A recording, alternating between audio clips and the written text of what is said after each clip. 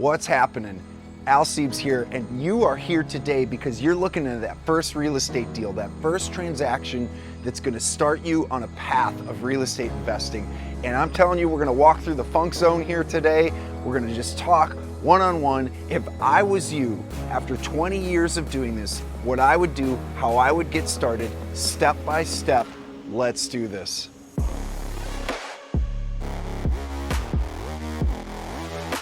All right, so this is where we're gonna start. We're gonna start with talking about credit.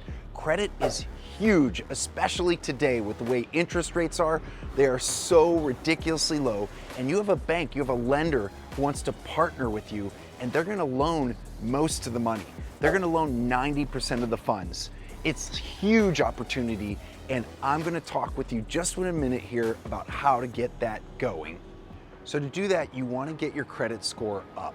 And if you haven't even started with a credit score, just start with a card that has like a $1,000 limit. Put $100 on that card and pay it off every month. Put $200 on the card and pay it off. And that's gonna build your credit quickly. If you have problems with credit or you just can't even handle a credit card. Okay, but what if I want something but I don't have any money? You don't buy it. Give the credit card to someone else. Give it to a trusted relative. Not to some crazy person, but give it to a trusted relative or someone that you can trust and ask them to put $50 on that card, $100 on that card a month and just pay it off. I'm telling you, we took someone from a 500 something credit score to over 780 in 3 months doing this. They had credit issues and we were able to consistently just put a little bit on that card each month and pay it off. Pay it off. Takes 3 to 6 months, but you can repair your credit. You don't need to pay anybody to repair your credit. You can do this just by very systematically putting some money on that card and paying it off.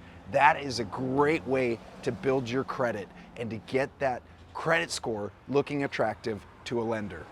All right, so that's the credit piece. You want to really nail that credit piece. Even if it takes some time, it's going to make you really attractive to a lender. Now, I've got a few more notes. I've got 4 more points I'm gonna take you through. I'm gonna save what I think is the best for last. But secondly, you wanna improve the skills that you bring to the marketplace. So look, your job is important, but your education, your financial education, and learning about investing and real estate investing is where you're gonna build wealth. And you wanna develop skills, a specific skill set in addition to that, where you're educating yourself on what you could bring to the marketplace. For everyone, that's different. So what makes you worth more per hour, per day, per year to the marketplace? What sort of license could you get? What sort of skill could you bring that's gonna improve your income? Because as you improve your income, you improve your credit score, the bank is gonna be in a position to wanna loan you more and more money, which will allow you to get into real estate and possibly get into single family, multifamily, etc. And so it opens up the opportunities to improve the skill set that you bring to the marketplace. One more piece to that education is you want to learn on the real estate investing side about house hacking and bank hacking. I'll talk about both briefly here. There's a lot of material. I've got a whole separate video on house hacking I'll link you to below. But on house hacking, it's where you're gonna buy a property and you're gonna rent out part of the property. So you're gonna subsidize your mortgage by renting out, maybe it's a guest quarter or a guest studio, or it's a bedroom, or you're doing an Airbnb, or you're doing a furnished unit, or you're doing something where you're generating income on the property you're living in and it's paying for part of your mortgage, or who knows, maybe all of your mortgage, depending on how you've got it structured. And then bank hacking is where you're gonna buy a property with residential financing, owner-occupied financing, and then hold it for a long time. You may eventually move on to it and keep it as part of your portfolio, but it's done with a residential owner-occupied loan. So I know this sounds crazy. With bank hacking, it's like, what are we doing? Are we hacking into a bank? No, what I'm talking about here is hacks, strategies to take advantage of the way the system is set up. So with bank hacking, you're essentially buying this property, this first property you're trying to get into with residential owner-occupied financing, which is the most attractive financing. It's the lowest interest rate. It's the lowest down payment. And then eventually you may be renting out that property and you may hold on to it for the rest of your life, but and you may move out of it and becomes part of your rental portfolio. But that property will be continued to be fixed rate under a residential owner-occupied loan. So that is just a fantastic piece to get started with. Buying a property that you may be moving into and just buying and holding. That's bank hacking. All right, so let's talk about something that may be obvious to some of you and others it's not, but you want to start talking with a lender. I tell people, look, it costs nothing for you to sit down with a lender and say, what would it look like for me to get a loan for buying a residential property, for buying a rental property, whatever your conversation is going to be. It costs you nothing except a little bit of time, and you can sit down and get feedback from them. They will actually coach you. If it's a good lender or a good mortgage broker, they will coach you on here's what you need to do. You need to improve this or improve your credit score. Oh, were you aware this was on your credit report? Get that removed. All these little tips and tricks, you want to get ahead of the game and get that feedback right away so that you can get basically positioned in the best position possible for the lender to be as attractive as possible for getting that loan and getting that approval. And so you want to get with a lender and start that conversation early before you're going to make an offer on a place so that you can get feedback and there's no surprises on your credit report. Dive into that right away if you're looking to purchase anytime in the next 6 months, even up to a year. I would say just start that conversation now.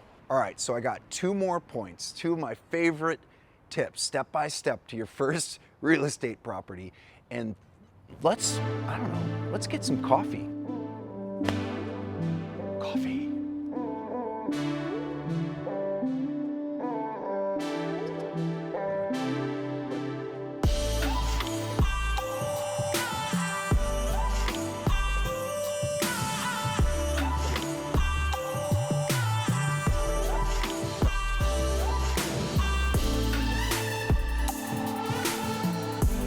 All right, so we tried to get coffee, but there was 2 major problems.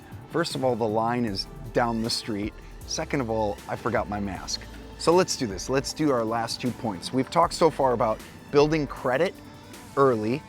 We've talked about improving the skills that you bring to the marketplace, basically improving your income, whether that means getting further licensing or certifications or whatever that means to bring the niche of what you bring to the marketplace so that your income increases. So your credit's going up, your income's going up in the future, you're looking very attractive to a lender. And then we said third, to talk to a lender, to actually have that conversation of what is it about my credit report, on my income, and what would I qualify for, and have them coach you on how to improve that. So then fourth, you're gonna want to start getting to know your real estate market.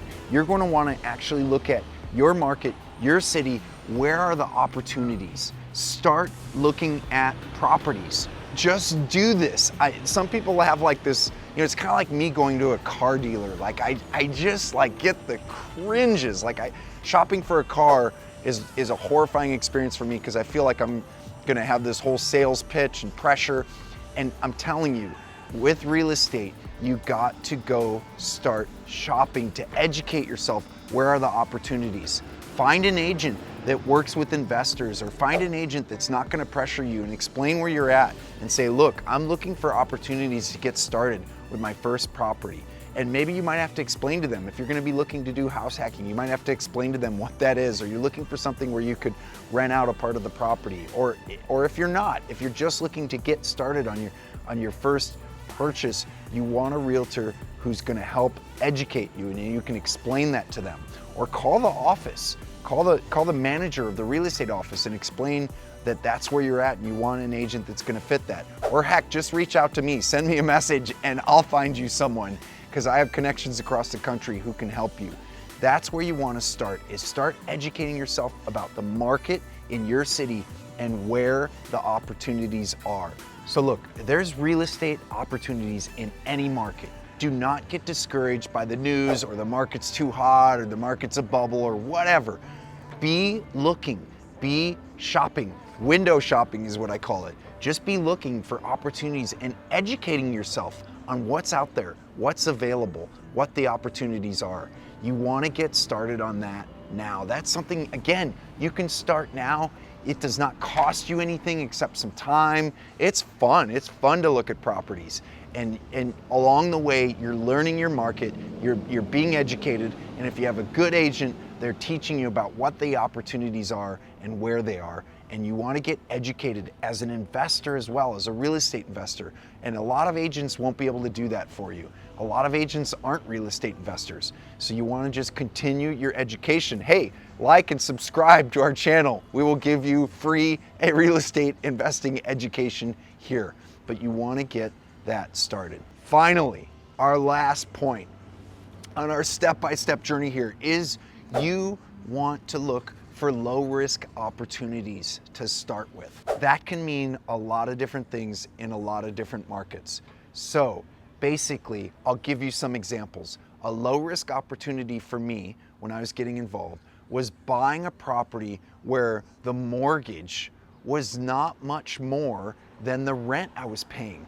So it was like once I calculated my financing and got it all figured out, and I figured out my tax savings by buying the property and how much I was paying for rent, and I was not getting any tax savings by renting a property, it basically equated to the same expense. Even the mortgage was a little bit higher than what I was paying in rent. When I calculated in everything, the benefit of the tax savings, the benefit of me paying down my own loan and building equity in this property, that made it make sense.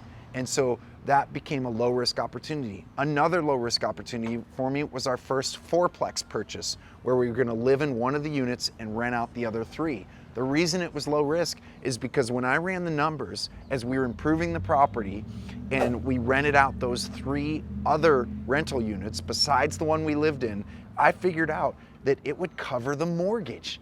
3 of the rental units, after I improved them and increased the rents a little bit, would cover the entire mortgage of the property. So we'd be living in the 4th unit and not having to pay anything. The whole mortgage would be covered by those 3 units. That to me was low risk, because even if the real estate market did go up or down or whatever it didn't matter. That rent was covering. And even if rent did go down a little bit, so what? So we'd be contributing another 100 or 200 a month. I mean, it just was very, very low risk and high opportunity. Those are the type of deals you want to educate yourself around and you want to look for to get started. I hope this has been super valuable for you. I hope you've got a lot of content onto this. If you have, again, help us out, give us a like, subscribe to the channel, and we will see you on the next one.